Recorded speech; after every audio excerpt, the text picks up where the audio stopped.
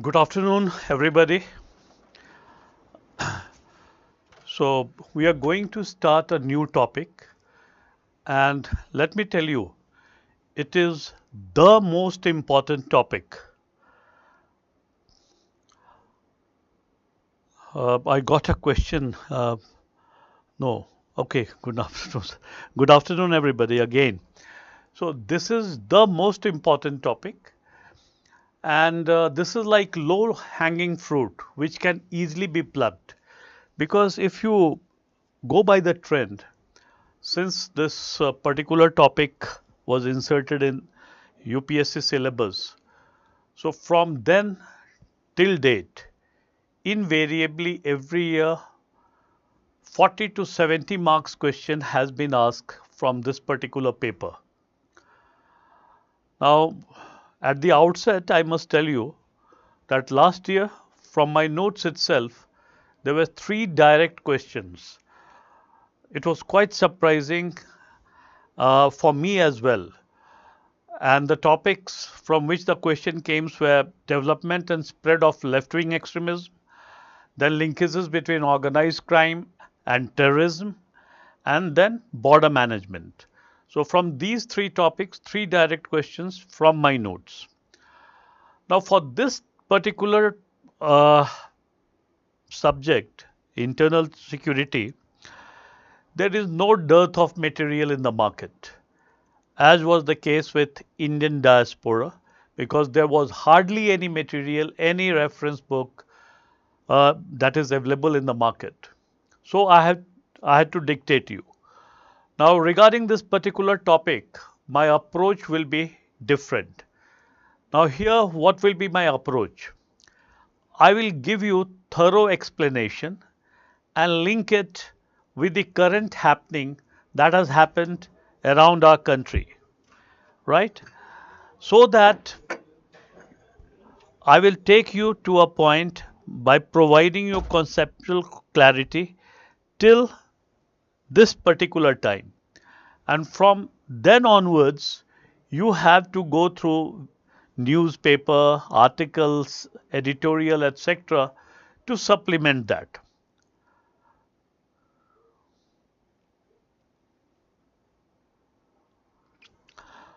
Okay. Then coming back, see, I will be taking question only at the end, because in diaspora topic I did dictation, so I got some time to recalibrate myself. Here, if I will start answering question in the middle, then the momentum will break. So I don't want to break that momentum. So I will be taking question only in the end itself. So you write your question, you can post your question, but I won't be answering that question till the end. Okay. Now, so what I will be doing is I will be providing you this kind of notes on every topic. Now, this will have an outline that what is inside this topic and the notes, right? So this you will be getting after the topic is over, and throughout the course of my lecture, whatever you think is important, you can write it on your own, because some of the things you may not find here, or most of the things, because these things I will definitely teach you, I will tell you. But apart from that, lots of other things also I am going to tell you, right? So I will tell you to keep your mind open, focused, and write whatever you think may be important. Now, wherever I feel that from my side these things are missing and needs dictation, I will dictate that. You are getting my point? So that will be my approach. So let's start with the first topic first. Now the information which I am going to provide you in the first topic, probably you will be able to utilize this in every sections of the remaining topic, sometime as value addition, sometime as a stat, sometime to prove your point, etc. So this is not a part of your syllabus, but when I say part of your syllabus, it may be wrong. It is a part of your syllabus, but it is not mentioned directly in your syllabus as a topic. For example, in internal security, the topic which are mentioned are like development and spread of left-wing extremism, border management, then linkages between organized crime and terrorism, role of media and social media, cyber security, money laundering, etc. So the first class which I am going to take on internal security, it will have information which probably you can utilize everywhere.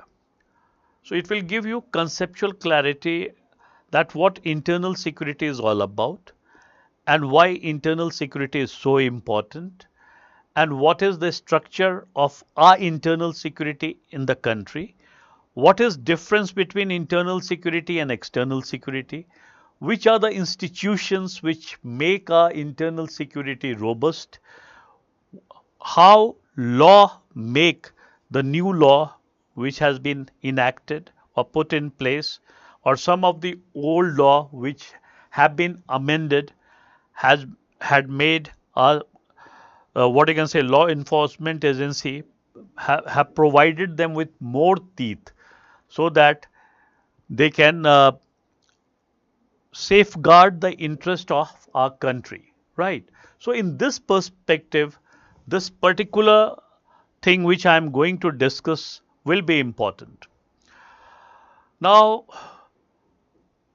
regarding the second topic, development and spread of left-wing extremism, again, I will tell you that what was the rationale behind Naxal movement in India,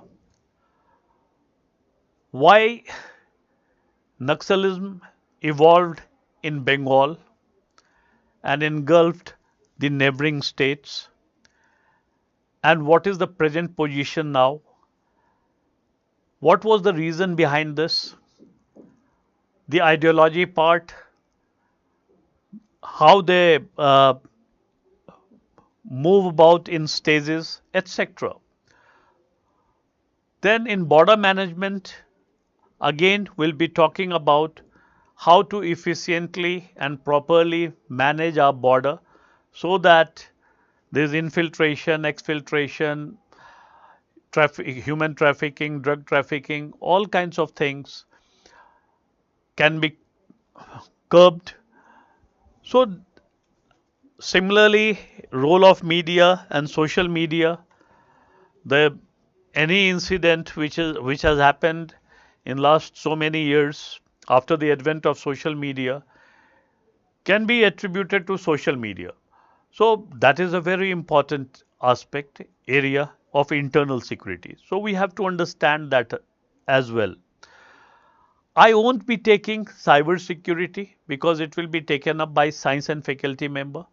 I won't be taking money laundering because it will be taken up by economics faculty member. Rest of the topic I will be taking. Okay. So let's start the journey of internal security.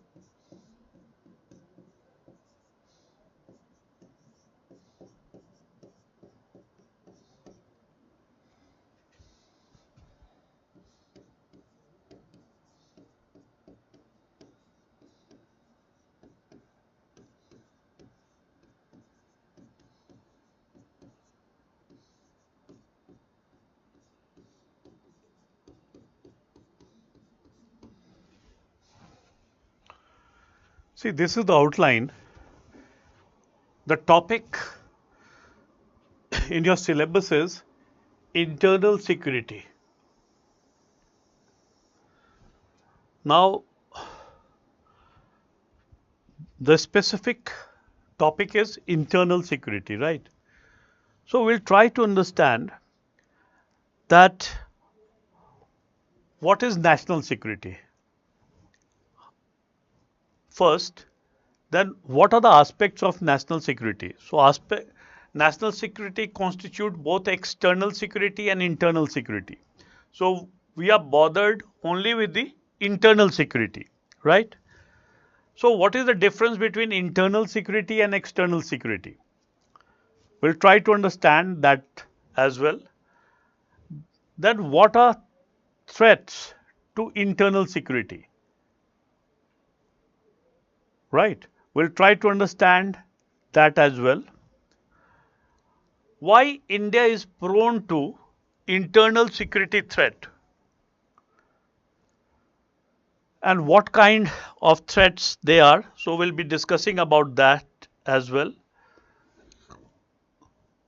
Then, what was India's security structure before 2008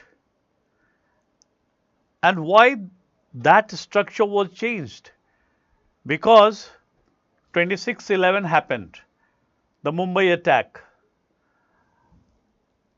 and then it was thought that now it's time to make our security structure more robust so that this kind of thing doesn't happen in future. So, what kind of security structure came into place after 2008? That we'll also be focusing upon. So, in order to make our security structure more robust, what major institutions came into being to make our security structure more robust? What necessary changes were made in law to give more teeth to law enforcement agency? And what steps were taken to revamp our coastal security? Because this attack happened through the coast, which points out that there was big loopholes in our coastal security. So, how to make our coastal security more robust? So, what necessary steps were taken by the government?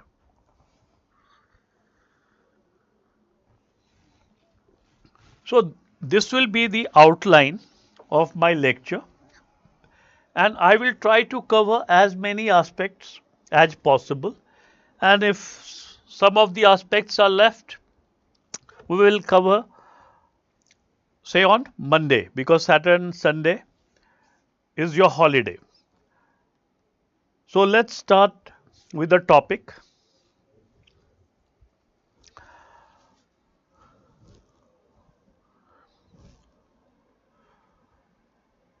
Try to first understand what is national security. Once you understand what is national security, then you can easily differentiate between internal and external security, right? Anyway, we'll be dealing the difference between internal security and external security.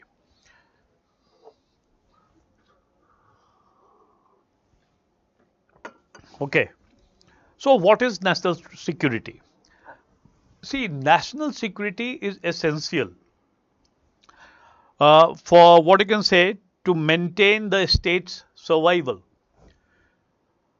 If there is, if you don't have national security, hardly any chance of a state or country's survival.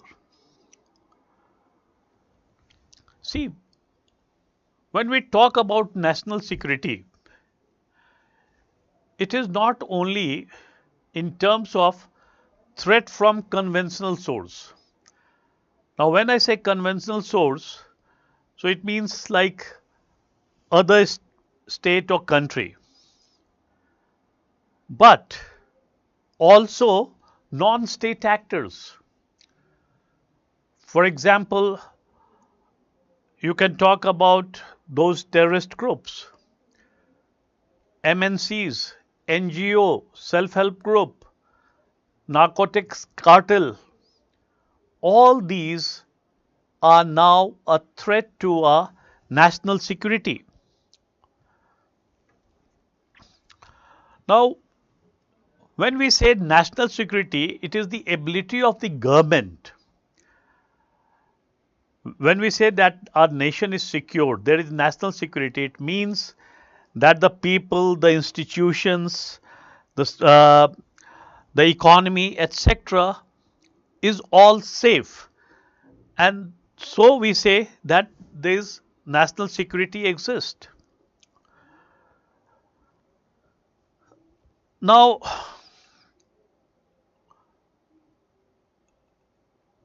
traditional risk to national security was from other countries. But more contemporary risks are multidimensionals. It's no longer only the foreign country, but if you want to be nationally secure, you have to be secure in every sphere. For example, economic security, environmental security, energy security, cultural security, for that matter, military security also. So all these aspects together will be called national security, right? Now, how the government ensures national security? So, normally the governments rely on national security through by employing different means like say political, economic, military, and in today's time you can also add diplomacy. Because see, if you, for example, if you take case of India and Pakistan, now Pakistan today stands isolated even in the Islamic country. Why? Because of our successful diplomacy. We have been able to convince. So this is also, you can say, a very strong tool in maintaining our national security. So I hope this national security aspect is clear. Now, there are two aspects of national security, internal and external. Now, external security normally refers to aggression by foreign country, right? And it comes under Ministry of Defense, right? Now, regarding internal security, which is the topic we'll be discussing in detail, it is an act of keeping peace along the boundaries of a sovereign nation by upholding national law and guarding against external security threats. So that is internal security. It is an act of keeping peace within the boundaries of a sovereign nation by upholding national law and guarding against external security threat. Right. Now, what is the difference between internal security and external security. Now, if we talk about difference between internal security and external security, there are few things which many of you may be knowing. When I say this, it basically means that you will be knowing about these differences. For example, external security is maintained by Ministry of Defense. Internal security is maintained by Ministry of Home Affairs. Most of you or everybody may be knowing about it. Now, the second difference which you may be knowing, that inputs for providing internal security is provided by IB. Inputs for providing internal security is provided by IB. And inputs for providing external security is provided by RAW, Research and Analysis Wing. Then third, which also you may be knowing, that in internal security threat comes from internal actor as well as external actor. It is obvious that it can either emanate from within or it can be sponsored from outside as well. An external security threat is from external actor only. Right. Then, apart from this, one more thing which you may be knowing is internal security is maintained by a state police supported by central armed forces,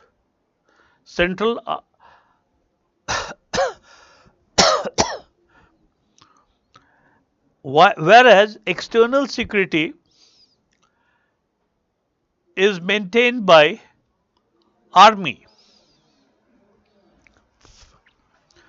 See, CAPF is Central Armed Police Forces, which aids state police in maintaining internal security. But it's the army which maintains the external security. So that was the point.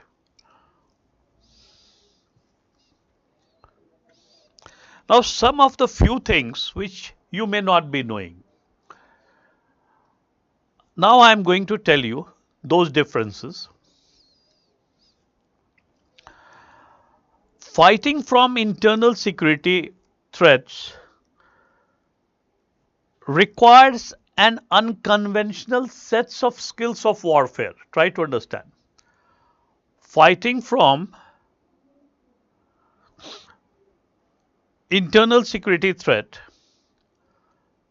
requires unconventional sets of skills of warfare.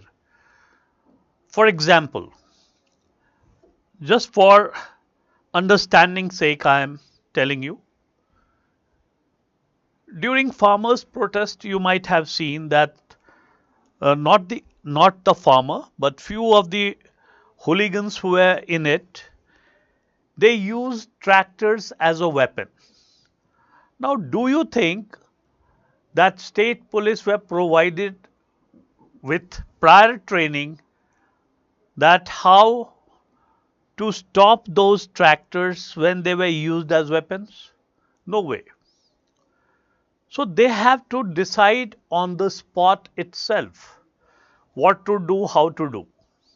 So they are trained in such a fashion to take their decision on the spot itself. Whereas army is always trained on conventional line. They know one way or the highway.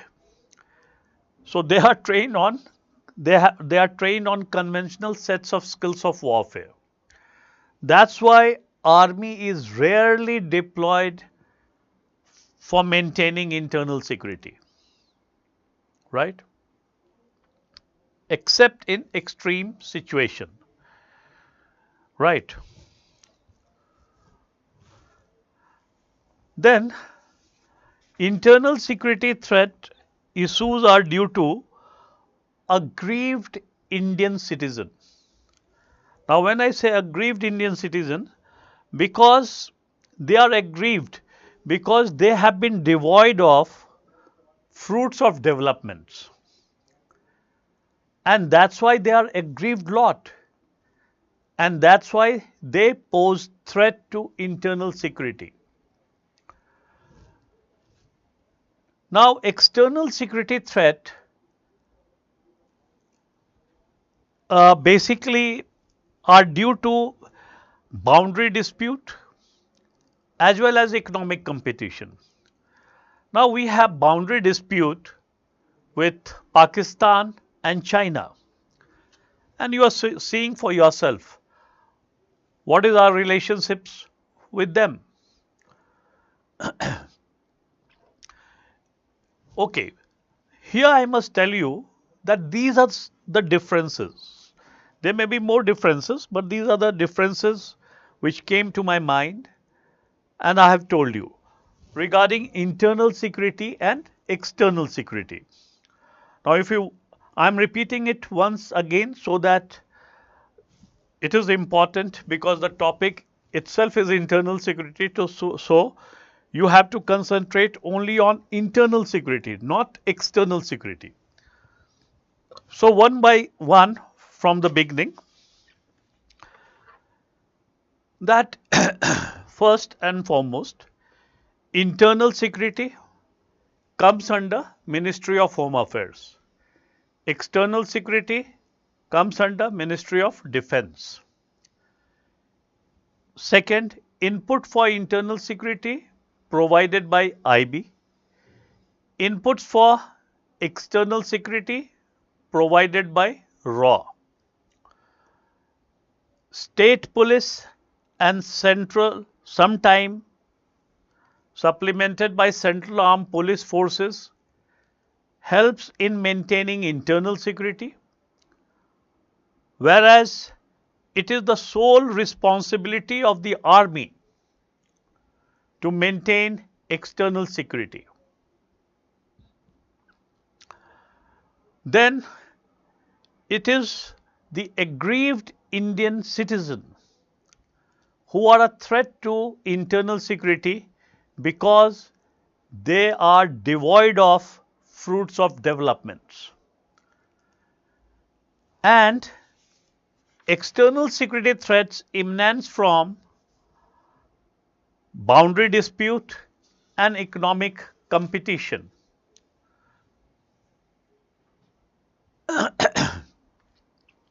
Next difference, that for maintaining internal security, state police and central armed police forces are trained on unconventional sets of skills of warfare. But for maintaining external security, army is always trained on conventional sets of skills of warfare. Next difference, in maintaining internal security, invariably human rights issues are involved, right? But for maintaining external security, human rights issues are put at the back burner. So these are the differences. Now threats to internal security. Now threat to internal security, in order to understand this, you have to understand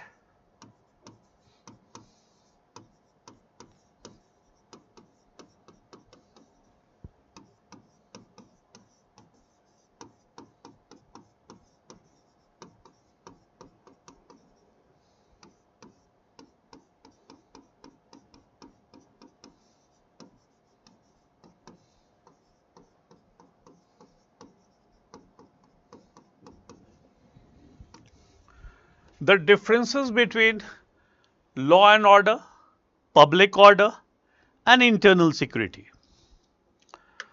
Now see, by example, I will try to explain the differences between these, right? See, law and order and public order is a state subject, but internal security comes under the domain of center. So till the time it is law and order and public order problem, it is the state responsibility to maintain that. But once it becomes internal security problem, center has to intervene, because the constitution demands that center has to protect the state from internal rebellion and external aggression. Right. Now try to understand the difference between these three keywords: law and order, public order, and internal security.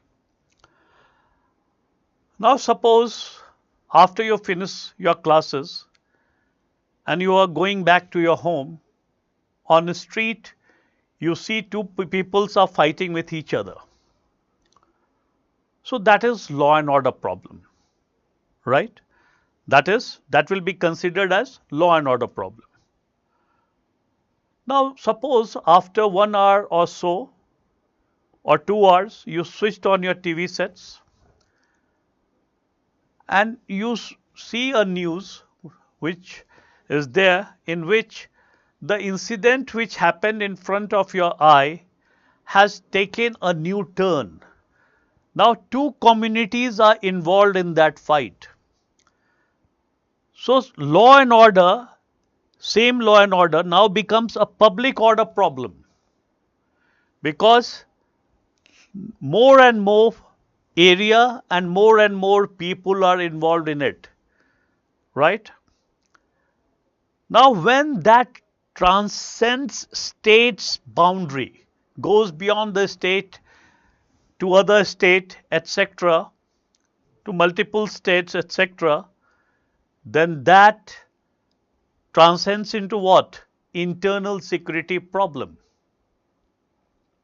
You're getting my point?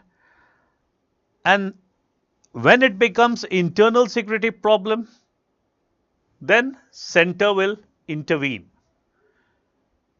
right? So threat to internal security may range from low level violence to what you can say civil disorder to large scale violence and even armed insurgency. Now,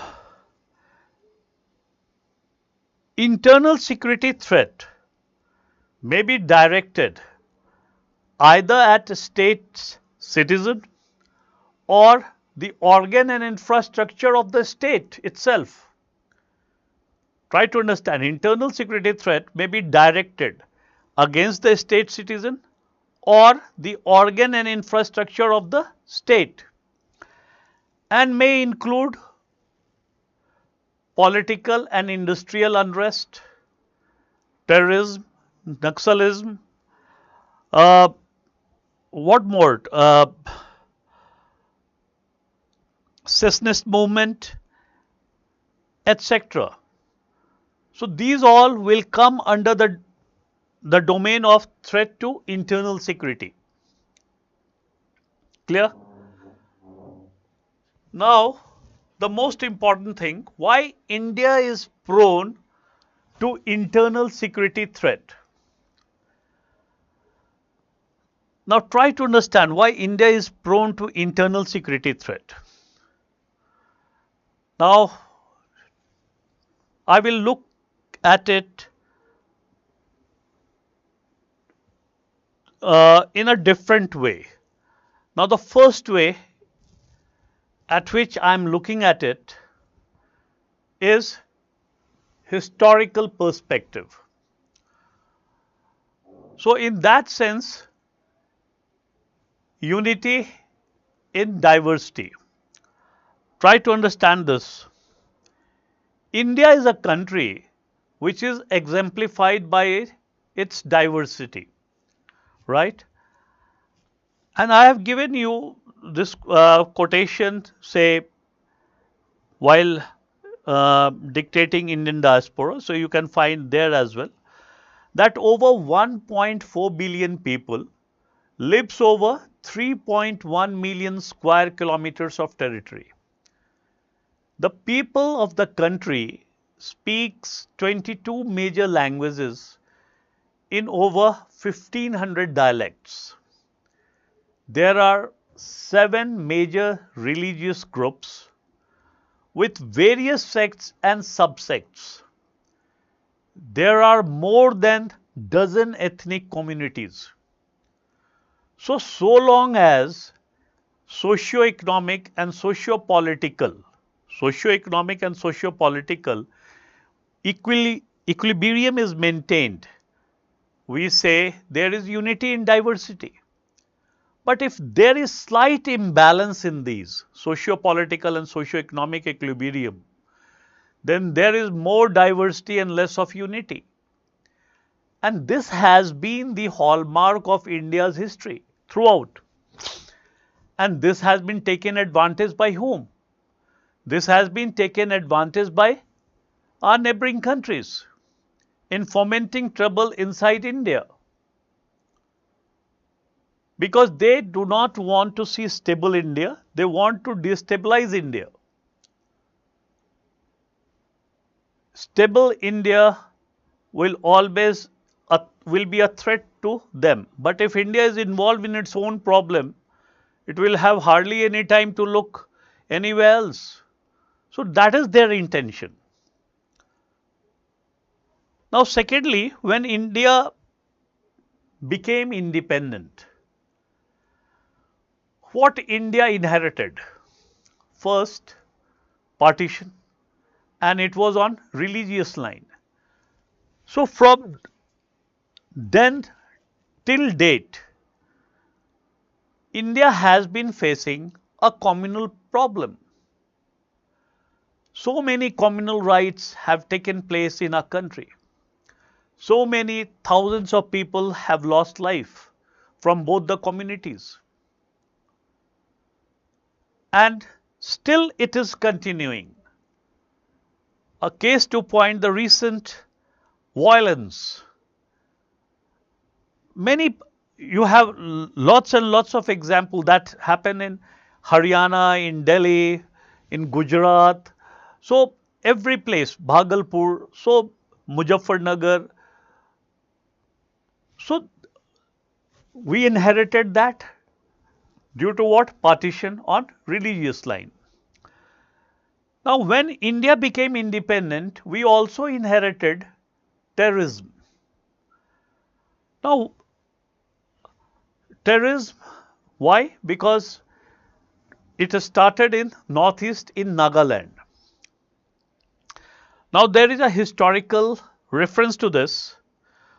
When Simon Commission visited India, these people submitted a memorandum to the Simon Commission that we share nothing in common with India. So when you people will be leaving India, treat us as a separate country. But this didn't happen. It was made part of India. And so immediately that, what I can say, it started in Nagaland, terrorism. Then in 60s, I will come to terrorism later also. Then in 60s, what happened? We had Naxal problem, and the center was West Bengal. From West Bengal, it spread to nearby states, mostly to Bihar, Odisha, Madhya Pradesh, then what you can say, Andhra Pradesh, etc. These states were in the grip of Naxalism. Then in late 80s, terrorism again started in Punjab. And in the late 90s, terrorism started in Jammu and Kashmir.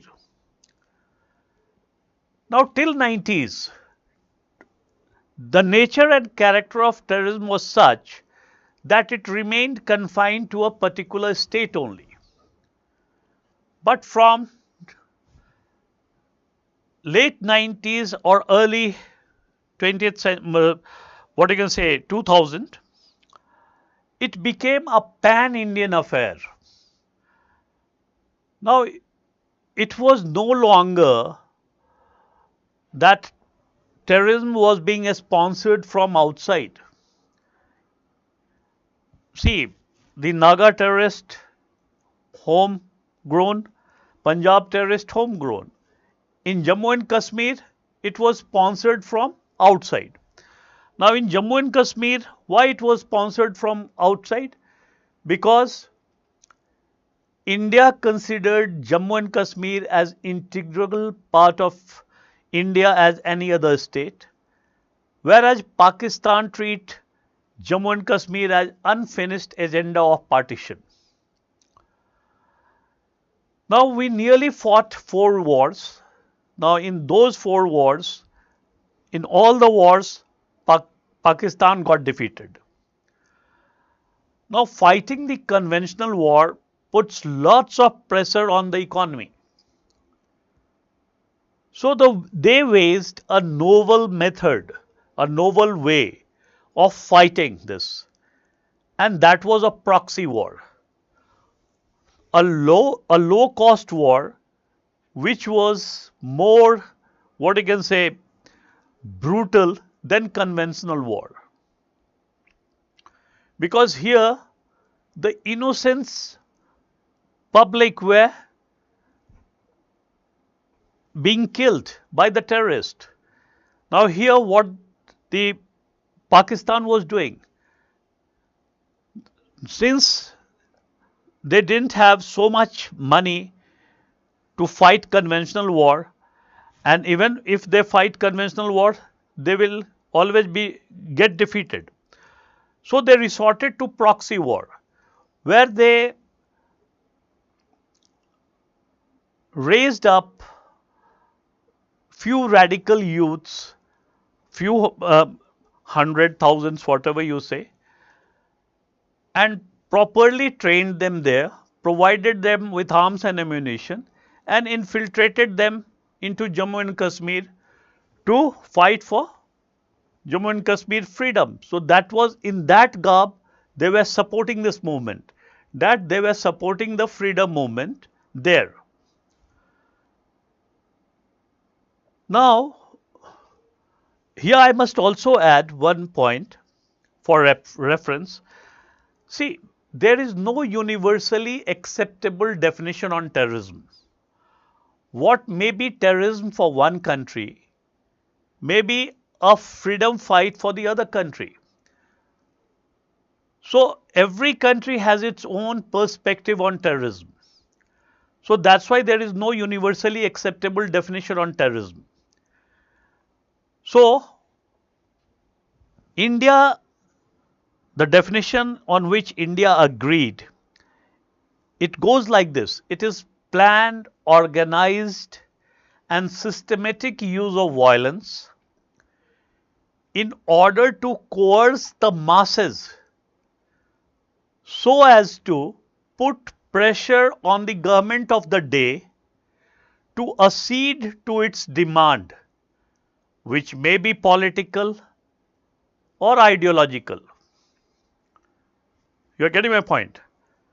So when they resorted to proxy war, it was a low cost war which inflicted more damage on the opponent, and it was a safe war, that if the terrorists were caught, they can be easily disowned. So they were simply non-state actors. They didn't have any identity. the country can easily disown them. So you cannot say that these are my people, because they hardly had any identity. So when the nature and character of terrorism changed in 2000, so it became a pan-Indian affair. Now it no longer remained confined to single state. Now terrorist act can happen anywhere, anytime in India. It became such a scenario, and it definitely was threatening India's security. For example, the terrorists also became smart. They started choosing their target in such a way which has huge psychological impact on the masses as well as on the security forces. For example, they attacked Indian Parliament 2001, the heart of India. They attacked Mumbai 2008, financial capital of India. They attacked Pune 2010, technological and educational hub of India. They attacked Varanasi, religious hub of India. They didn't even spare political rally in Patna.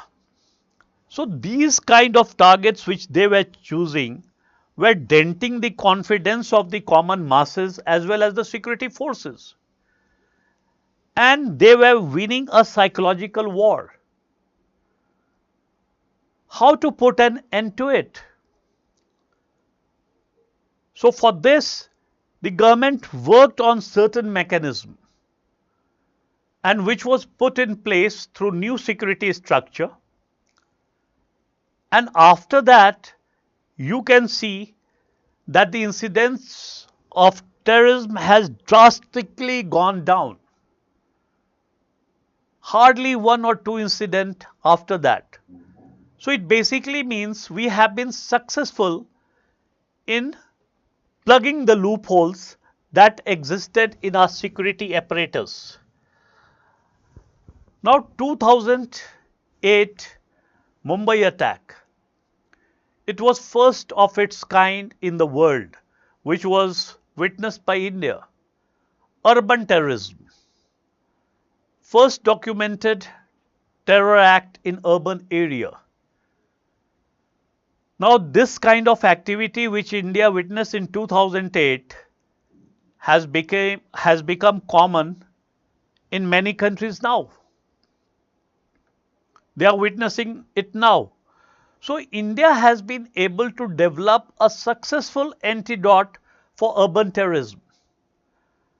Now after controlling terrorism in Jammu and Kashmir to a certain extent, by controlling infiltration, by eliminating listed A, B and C category terrorists, a new form of terrorism has emerged in Jammu and Kashmir, and that is hybrid terrorism.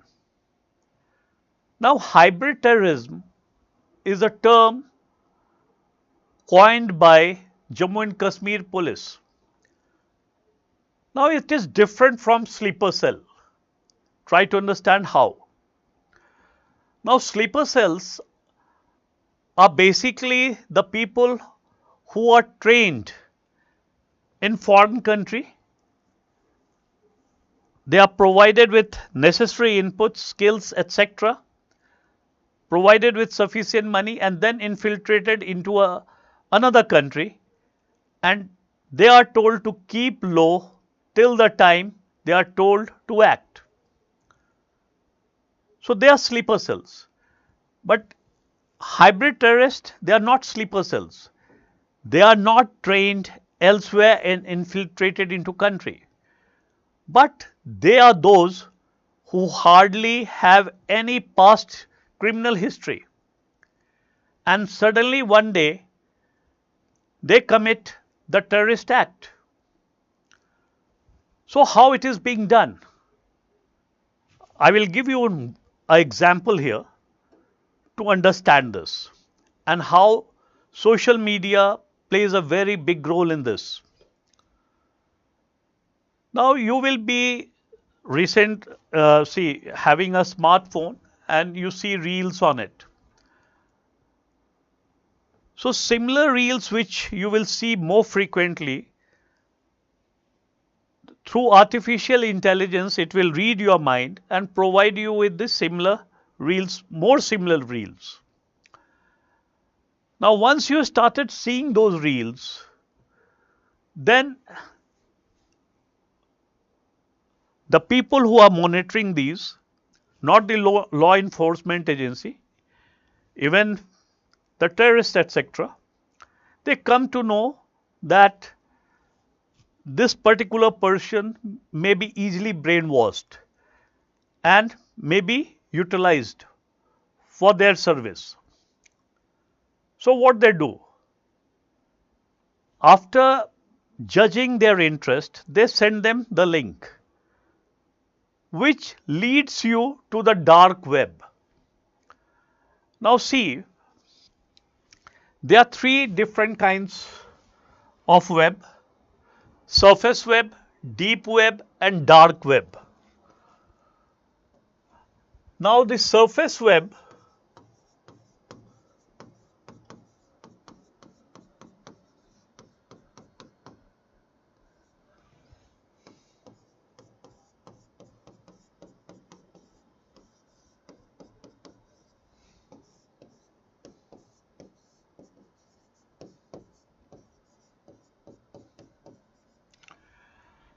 the deep web and dark web.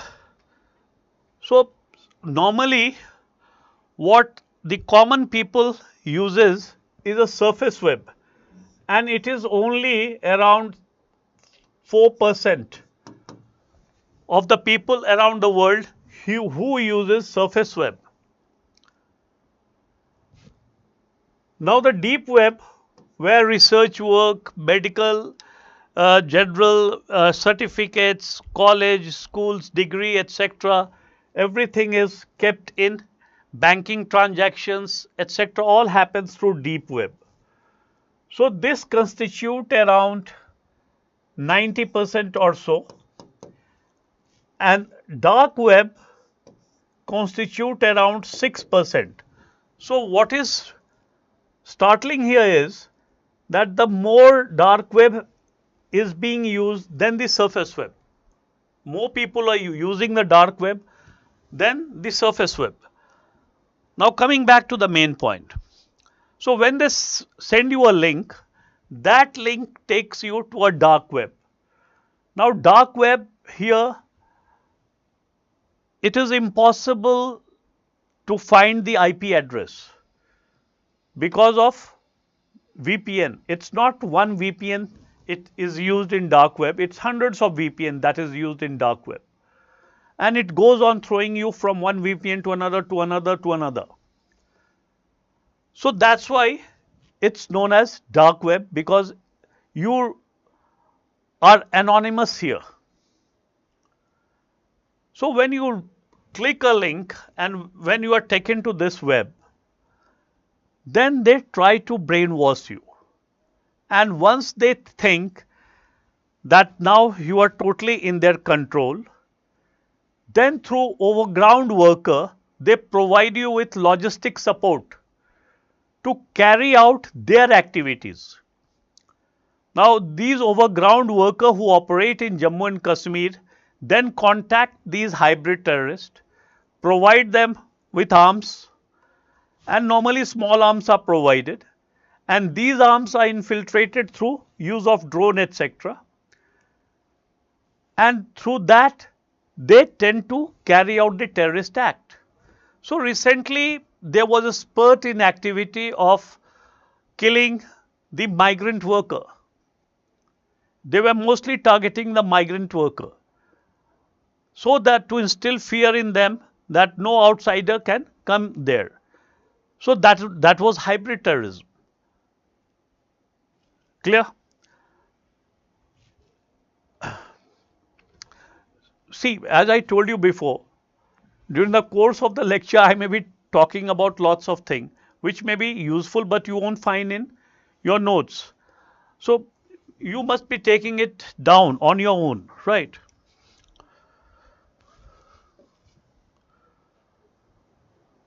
So why India is prone to internal security threat we are dealing? Now the third way to look at why India is prone to internal security threat is the kind of neighborhood we have. Now India is surrounded with countries. If you go by the list of failed state index, then most of the countries surrounding India is most likely to fail in near future. And it is quite evident what happened in Sri Lanka, what is happening in Pakistan, what is going on in Bangladesh, what is happening in Nepal, what is now happening in China. But China is still not in that position. Still, it is the second largest economy in the world, but the situation is deteriorating. But these countries are most likely to fail in near future. And if you are surrounded by these countries, it will definitely have to have impact on your security. So that's why India is prone to internal security threat. Now the globalization. Now the globalization has mostly helped whom? The European countries, and who have been devoid of that benefits. The this Asian countries, mostly South Asian countries. And that's why they have become a terror hub. And it is in vicinity of India. And India has to bear the brunt of that. So that's why India is also, these are also a threat to India's internal security. Then to India's concept. Now if you go by this stat, now the economist has predicted that the global power will shift from west to east, and India is a strong contender in that.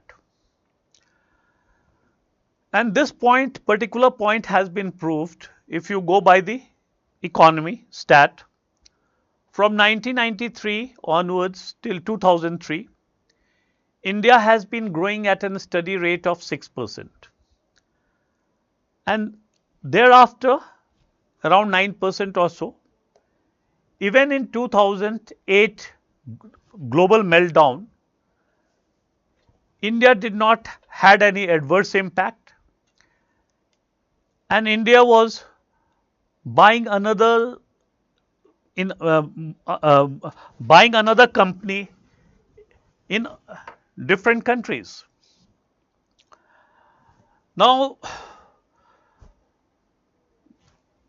it is being predicted by 2030 or so, India will become a developed state because its GDP will rise to around 20,000 US dollar or so per person per annum. Now, but these things are for real 100%. But there is another India as well, which most of us are blind to. And this India is an India of malnourished people, farmer suicide. Then in this India, governance is conspicuous by its absence. So the development in one India and resistance in another India, what will happen? It will have bearing on a security, because it will be like fight between haves and have-nots. So it will definitely pose a threat to our internal security. Similarly, the problem of nation building. Now, when I say problem of nation building, it means what? It means poverty, unemployment, illiteracy, caste divide, communal divide, attack on migrants. All these things may have direct bearing on our internal security. Then problem of management. Now suppose, what is the position of India? India is positioned in such a way that on our western side there is golden crescent and on our eastern side there is golden triangle. Now the word golden here is misleading. It's not golden. Both are largest drug producing centers in the world. On our western side, we have poppy cultivation, which is made into heroin, and then it is being transferred into India. Now, previously, India was used as a transit route. I will come to it later. On our eastern side, we don't have finished product. We have ATS, that is amphetamine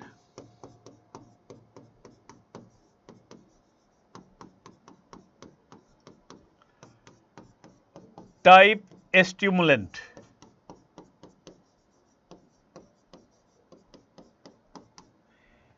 ATS, this is a raw drug which is brought into Manipur. Here it is processed into final product, and that final product is known as ecstasy and sold around the world as party drug. So previously India was a transit route, that drugs from both these places came and then got distributed to other parts of the world. Of late, India has become a consumer in itself, and this has led to Urta Punjab and Urta Manipur. Whole of Punjab and Manipur is in grip of drugs.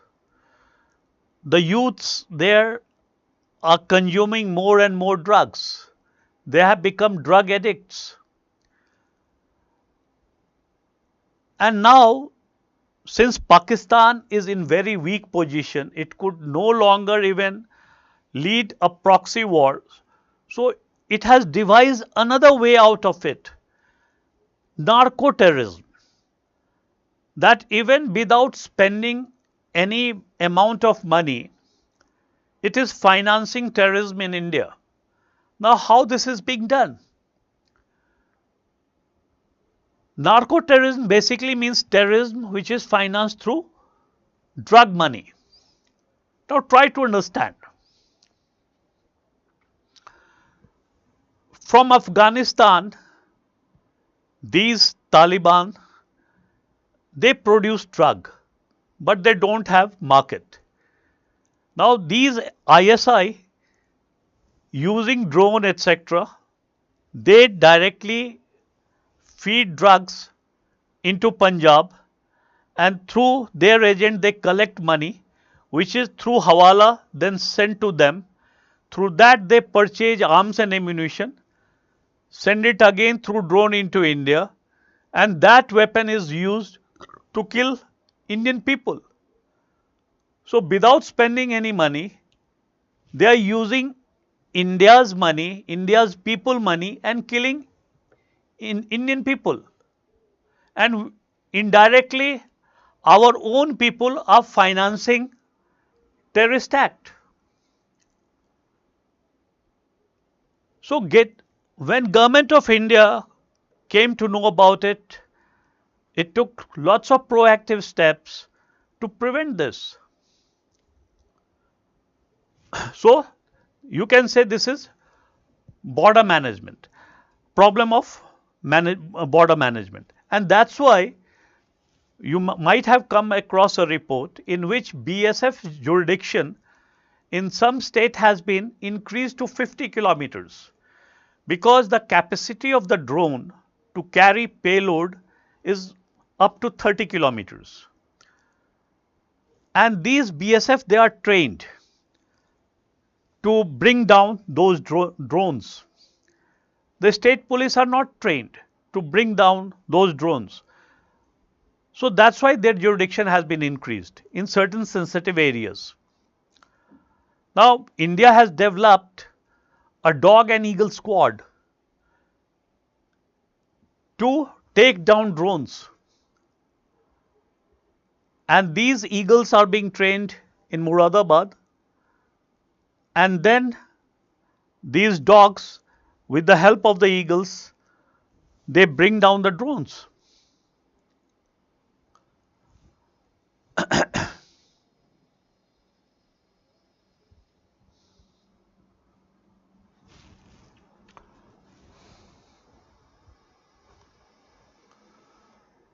So why India is prone to internal security threat?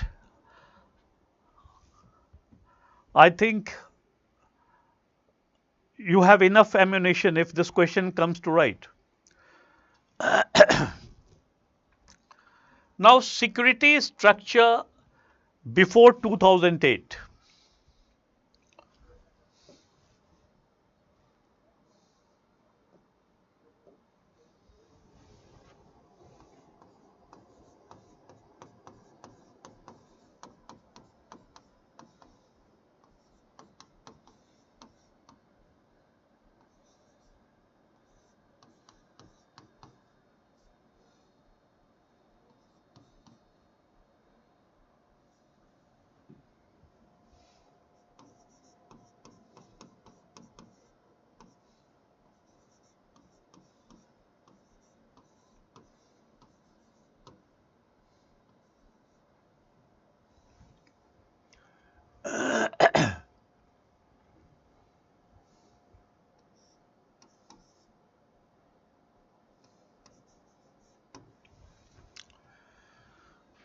See, we are analyzing security structure that existed in India before 2008. What kind of security structure we had? Internal security structure I am talking about. So first let's try to understand who were the decision makers who used to take decision with respect to our internal security.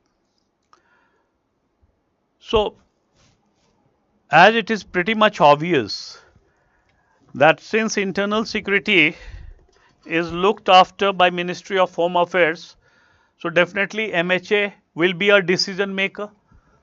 So there is no doubt about it, MHA. Second, who else are involved in decision making? Decision making means people who take decision with respect to internal security. Now, by this time you may be aware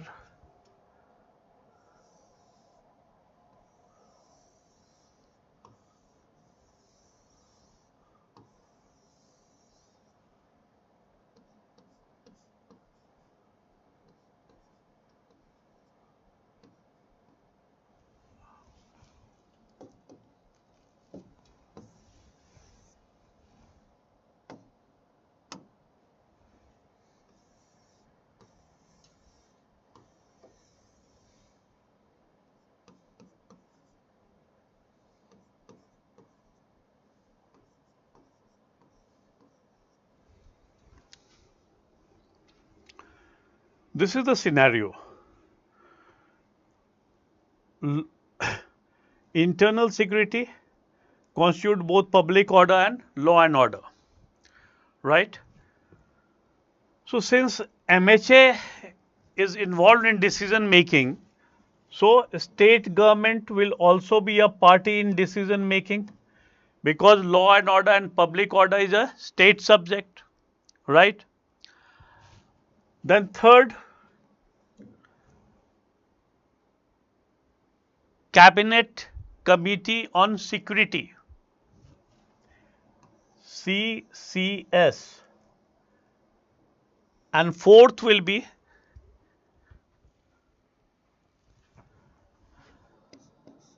National Security Council.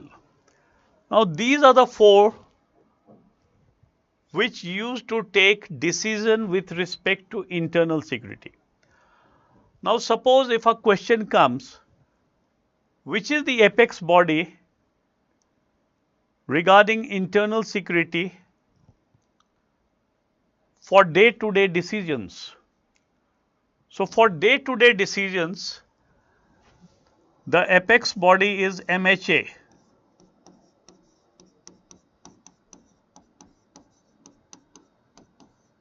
For day-to-day decision.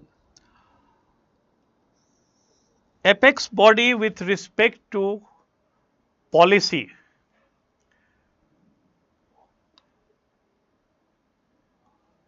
who take decision with respect to major policy on internal security, it is the Cabinet Committee on Security and National Security Council, which are supposed to take decision on major policies.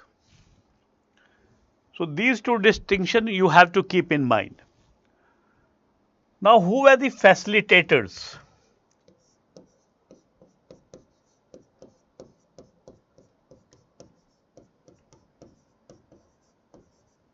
When I say facilitators, it basically means people who used to facilitate in decision making. Or in other words, people who used to help in decision making.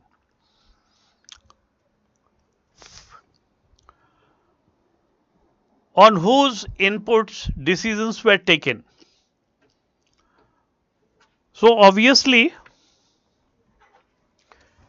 it will be IB, Intelligence Bureau input, that is for sure.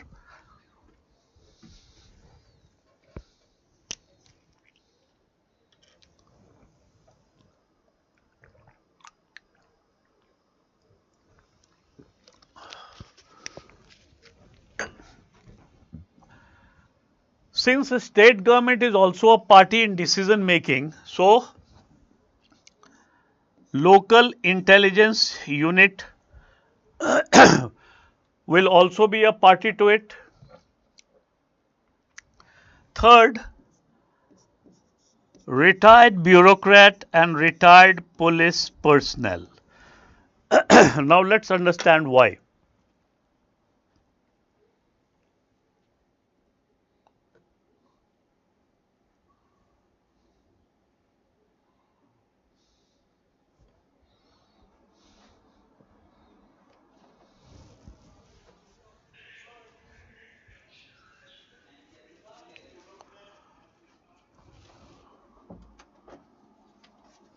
See, the retired bureaucrat and retired police personnel, they are attached to some of the think tanks or the strategic studies, right? And these, they write in various journals, in articles, in editorials, etc. Now, their views are also taken into consideration before arriving at a decision. So that's why retired bureaucrat and retired police personnel. Then BPRD, Bureau of Police Research and Development. Now try to understand, this is very important. Now BPRD, Bureau of Police Research and Development, this is a government organization which basically conduct research through non-government bodies in areas of security and policing. I am repeating it again. BPRD, that is Bureau of Police Research and Development, they are the government bodies which conduct research through non-government bodies, mostly in area of security and policing. That's why their views is also taken into consideration before arriving at any final decision. Now, who are the implementers? Who implements the decision? Now, the implementers are state police and central armed police forces.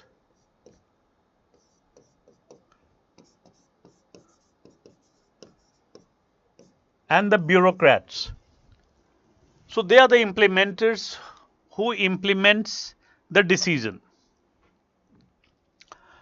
So, this was the security structure before 2008. But this security structure was found to be faulty. Why it was found to be faulty?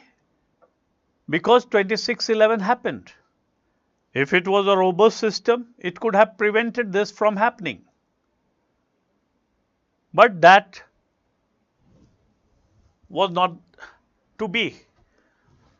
So the government was forced to conceive a new security architecture which should be more robust and meaningful, and which should prevent this kind of activity from happening in future. So the new security architecture which came into place after 2008 is as following.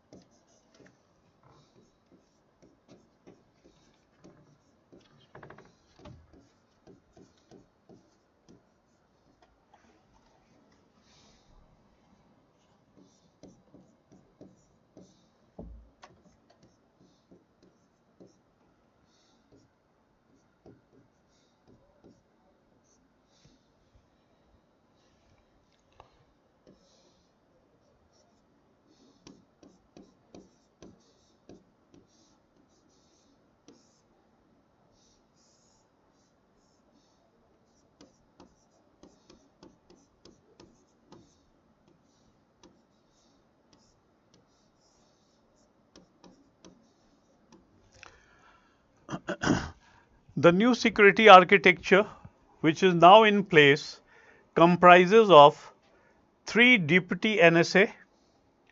First, deputy NSA internal security. Second, deputy NSA external security. Third, deputy NSA technical affairs or technical security. Now, the inputs for deputy NSA internal security comes from IB, local intelligence unit, etc. Now, deputy NSA external security, the inputs come from RAW, military intelligence, etc. And deputy NSA technical security or technical affair, it comes from NatGrid and cyber cells, which is established in various parts of country.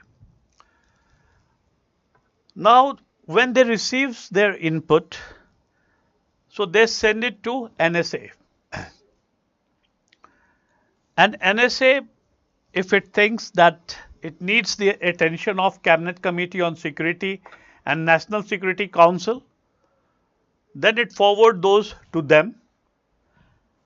And when they feel it necessary that certain action need to be taken, they send it to for approval to PM. and when PM approves those action, it is taken. So the surgical strike, etc., the decision was taken by PM himself.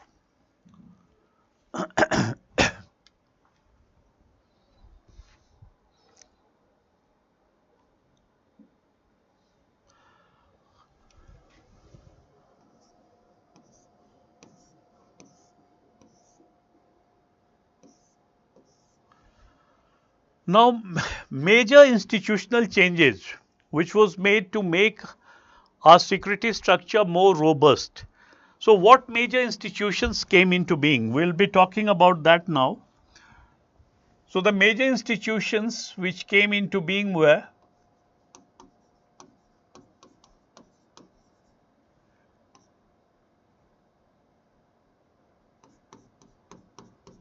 NIA, then NatGrid,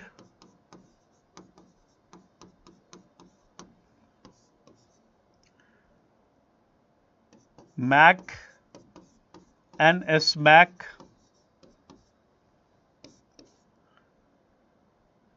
NCTC and NSG hubs.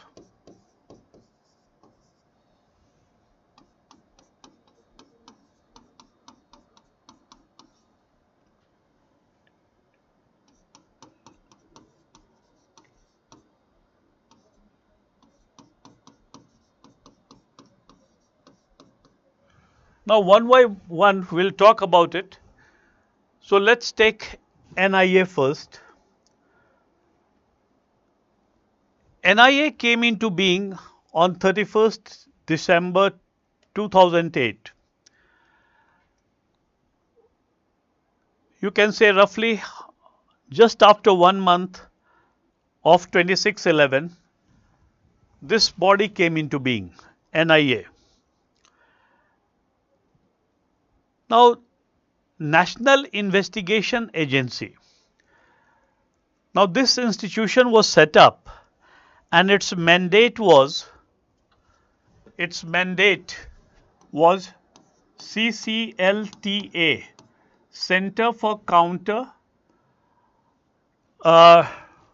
Terrorism,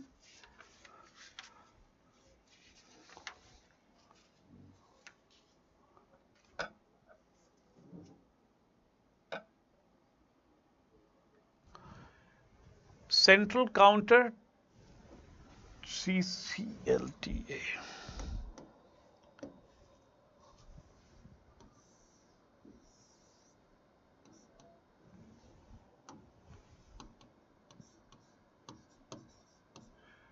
Central Counter Terrorism Law Enforcement Agency. So CCTLA, its mandate is Central for Counter Terrorism Law Enforcement Agency. Now, what exactly NIA is all about? See, it was set up by an act of parliament, and the parliament gave some special power to NIA. It has concurrent jurisdiction, meaning by that it would investigate any cases that has happened in any part of India if it is detrimental to country's sovereignty, security, unity and integrity. So that was its mandate, special power. That's why it was given concurrent jurisdiction. Initially, when NIA came into being, it was vested with limited powers, that it could investigate cases related with Atomic Energy Act 1962 and Unlawful Activities Prevention Act 1967. And its officer were also like normal police officer. The power was similar. In 2019, the government realized that it is not doing justice to NIA. It should be vested with more power. So amendment was done, and we'll be talking about most three most important amendments. The first pertained to increase in its area of operation. So previously, so through 2019 amendments, so what more area it could investigate? I'm talking about that. So in apart from atomic energy, whatever offences committed under Atomic Energy Act 1962 or Unlawful Activities Prevention Act 1967, it could also investigate offences under Explosive Substance Act 1908, as well as human trafficking, money laundering, cybercrime, counterfeit currency notes, etc. So here what happened was, through this special power, NIA could take NIA could take into its investigation the gelatin stick which was found near Ambani's home, Mr. Ambani's home. Now, that particular investigation led to unearthing of what? Nexus between politician and police, where policemen were used to extort money from big business houses, etc. Now, second important changes that was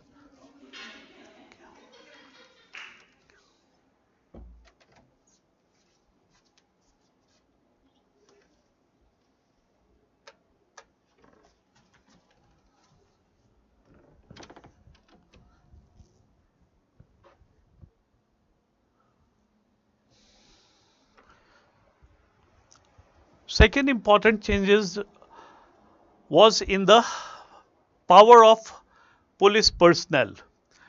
So previously they had the same power as normal police officer, but after this amendment their power was increased considerably.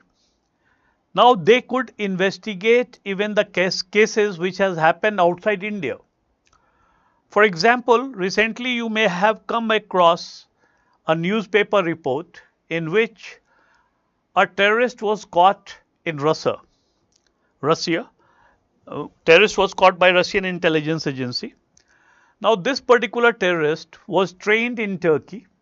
He was a Uzbek national and he was trained in Turkey, and he tried to obtain Russian passport to sneak into India to carry out human bombing. Now there are two aspects in this particular case, that who all were behind this, who were to provide logistic support in India. Then why he tried to obtain Russian passport. So it is apparent that Russia is a friendly country. So people coming from Russia, they will not be under any suspicion by the intelligence agency. So that was the thing. So most important part was who all were going to provide them the logistic support in India to carry out human bombing. Got my point? Now third important amendment, that see, for NIA trial a special court has to be set up. But through 2019 amendments, the central and state government could designate a session court as a special court for NIA trial. But there was a what I can say condition attached to it, that they have to take permission from Chief Justice of that Chief Justice of High Court of that particular state. Then only they can designate as special court for NIA trial. Now, criticism about NIA. See, the criticism about NIA, lots of critics have put forward their views, and they mostly say that it was a cosmetic change, that if an institution with such enormous power, etc., were set up, then how come in such a short span of time, that in 1 month's time, without discussion and deliberation, how such institution can be effective? It is bound to fail.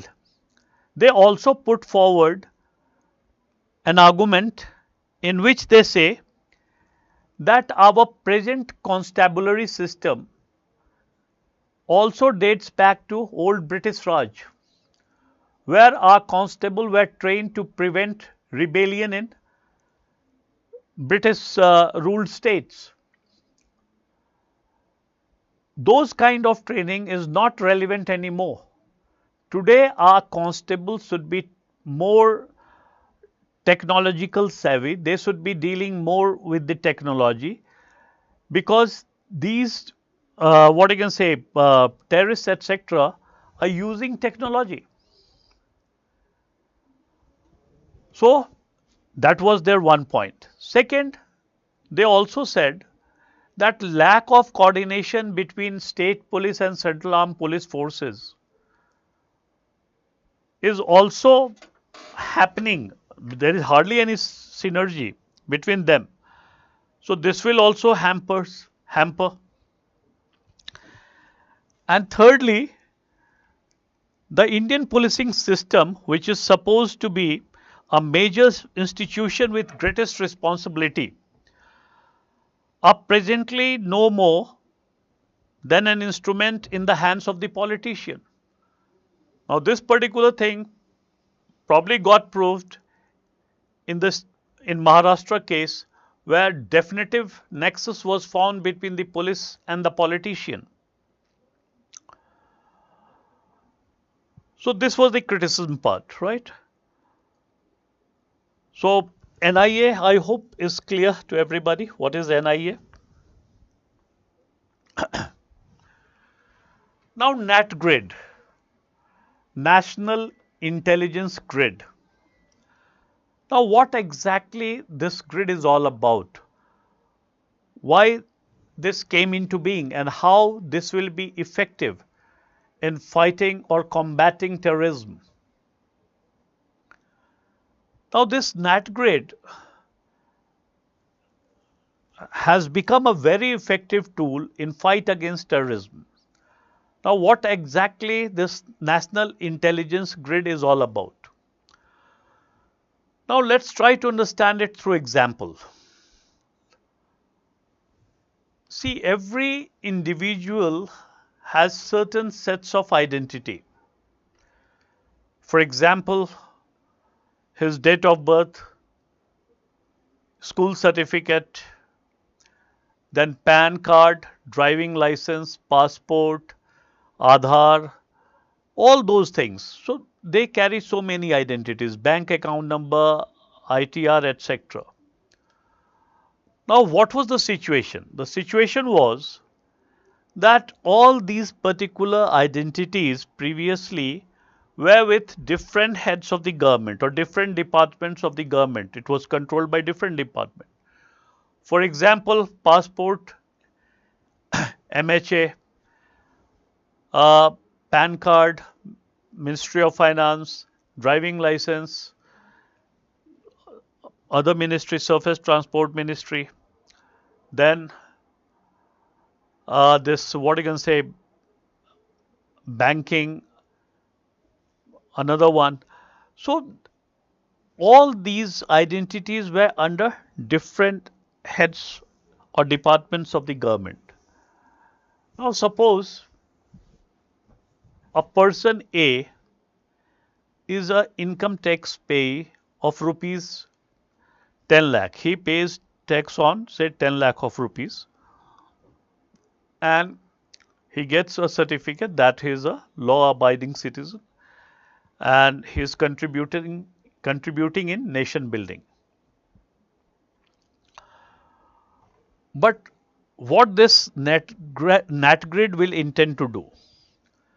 This NAT grid will bring all these data which is under different department under one common server,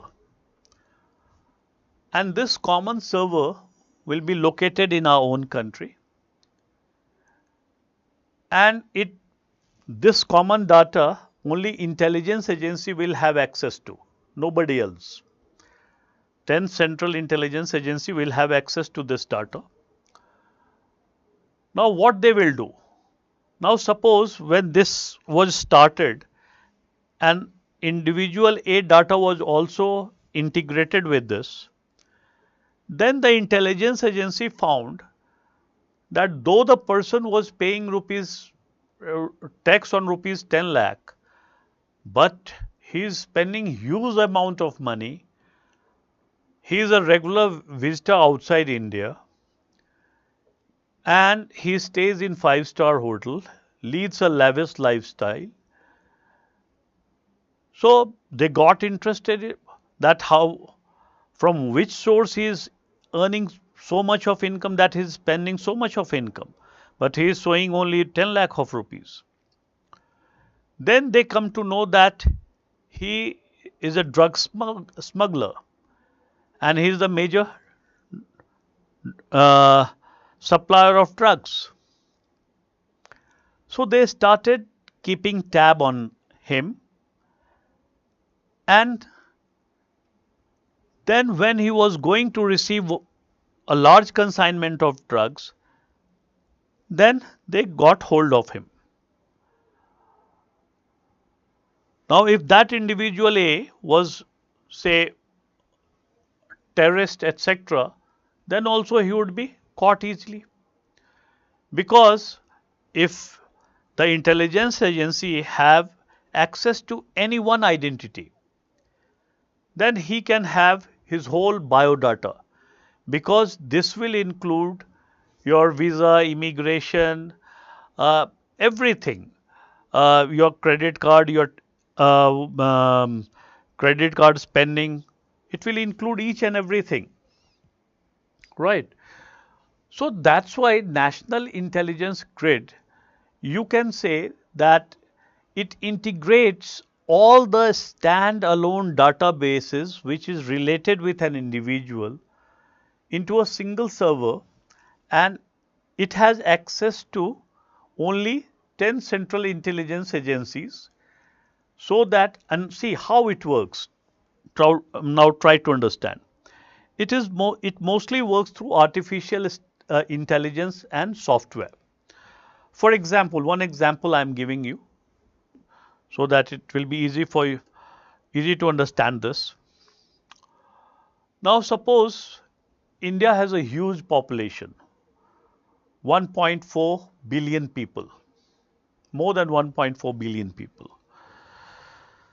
Now suppose out of this 4 or 5% are income tax pay, that also is a huge number.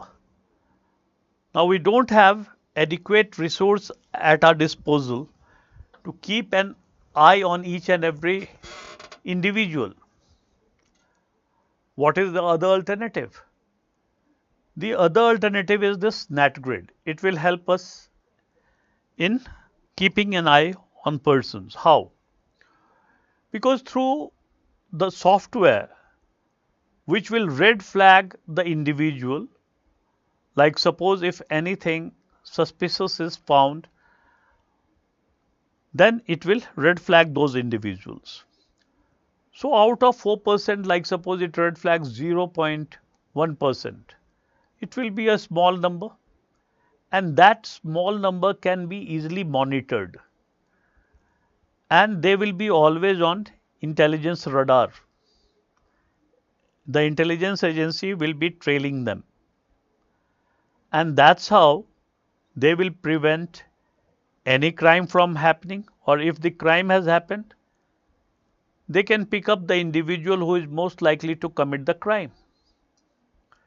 So that's how it integrates all the standalone databases, 21 standalone databases, and the central agency uses this data to provide security to our country. So clear that grid? Now MAC and SMAC. MAC is multi-agency center and SMAC is subsidiary multi-agency center. Now how this system work? Now suppose this is MAC which is located in New Delhi.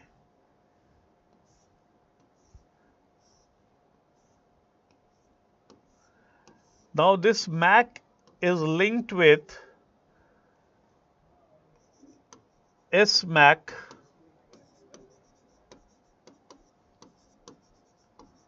subsidiary multi-agency center, which is established in all the state capitals around India.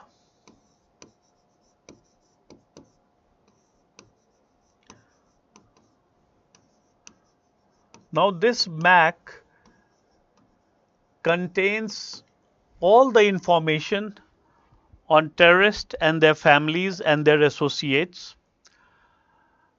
Now these informations, they are digitalized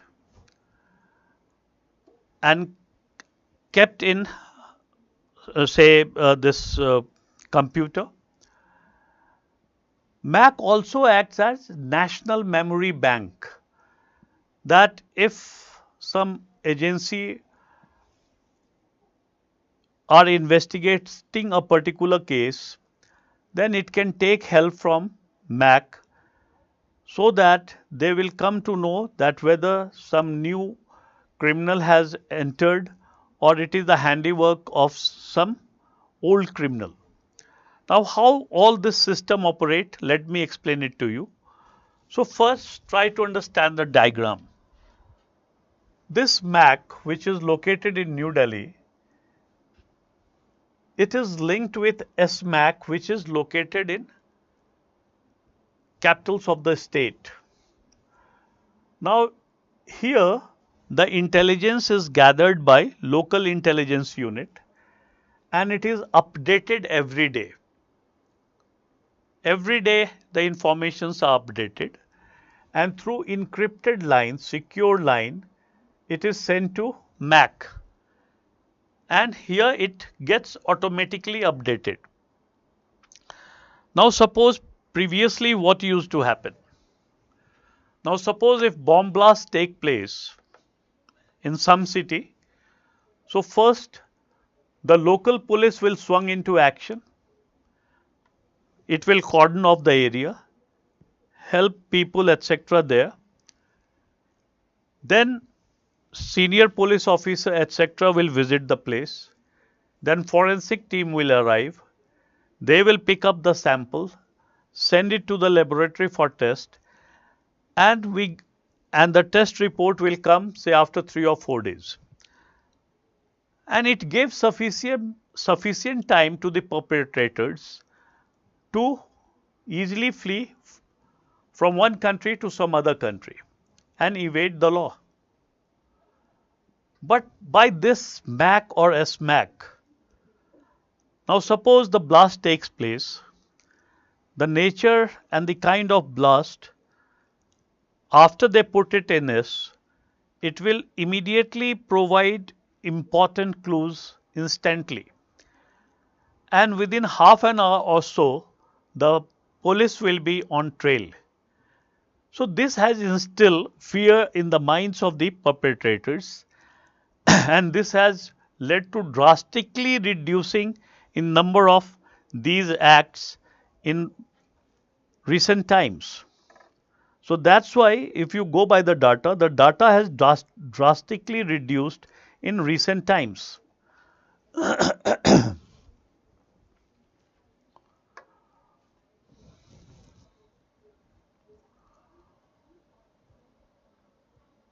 So I'm stopping here and I will take questions now. NCTC National Counter-Terrorism Center and NSG hubs. On Monday, I will start and continue from there. So let's talk about some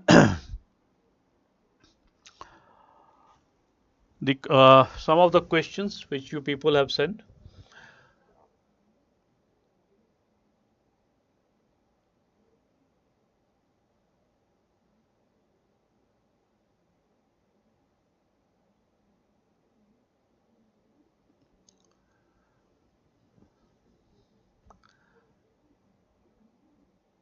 So the question which you have asked that NDA government allegation against Tukre gang and anti-national to opposition, is it a threat to our nation or just allegation?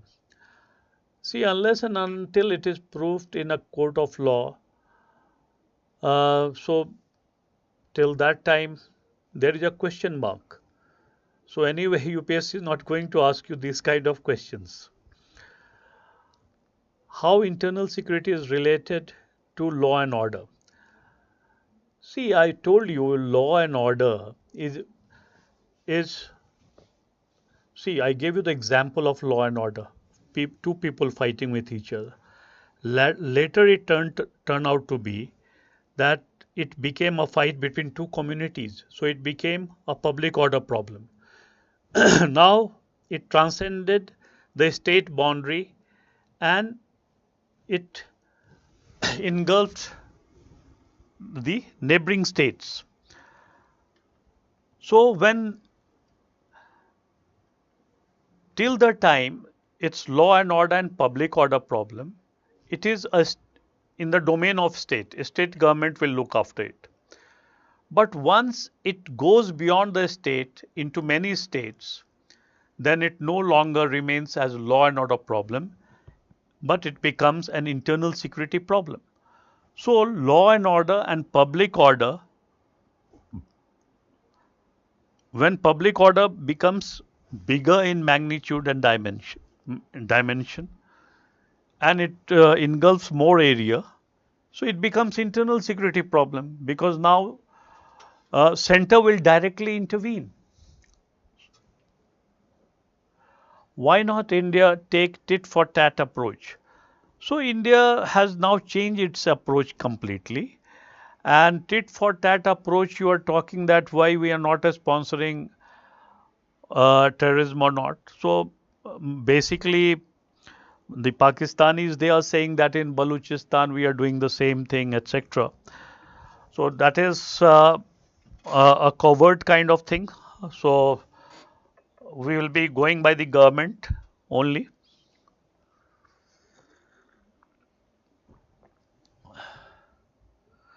And as far as tit for tat approach, we have carried out two surgical strikes.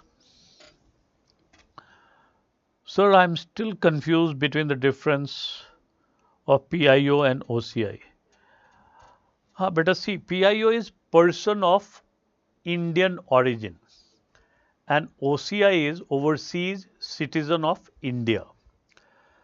Now, PIO person of Indian origin basically means that whose ancestors were from India. Now, overseas citizenship of India basically means that a foreign national who acquired Indian citizenship after 26th January 1950. So he will be referred to as OCI. His roots, his or her roots are not in India, but PIO roots will be definitely in India. Are you getting my point? Any other question?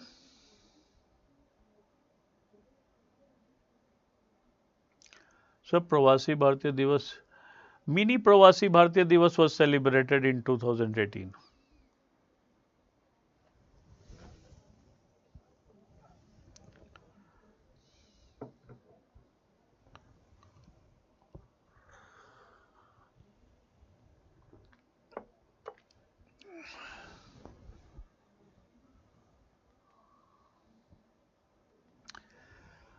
See, Subrata, what globalization did? It benefited the Europeans. The Asian countries were not benefited by globalization at all. So here, employment, job, etc., was not created through globalization. But in Europe, it helped immensely. So the countries which were not benefited, in those countries especially, it led to what? Emergence of terrorism. That the youth were unemployed, they were not earning anything, no employment opportunity. What will they do? So they took up the arms. They became what I can say foreign fighters, offering their service. They became like a rental fighters. That if some countries pays to them, they will fight for them. So that's why this thing happened. So, in case of India, what happened? This brought terrorism near our gates, right? In Pakistan, Afghanistan, all those countries, the Central Asian countries, etc. So they were not benefited by what you can say this globalization, and as a result, they emerged as a hotbed of terrorism. And if terrorism is in your neighborhood, there is bound to be an internal security threat. And that's why that mostly the terrorists who are killed in Jammu and Kashmir in say recent 3 or 4 encounters near our border, they were all foreign terrorists.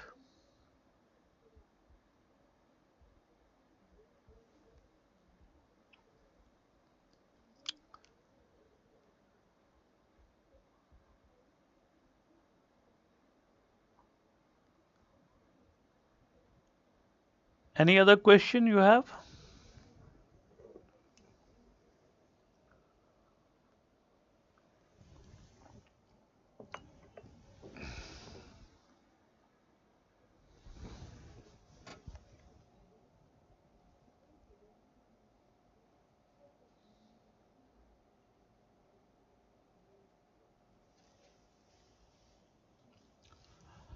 Should I conclude then?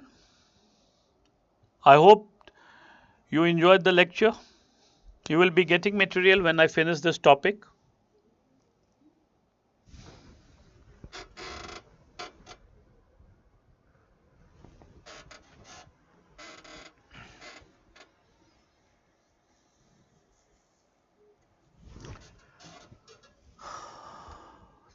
Thank you, better.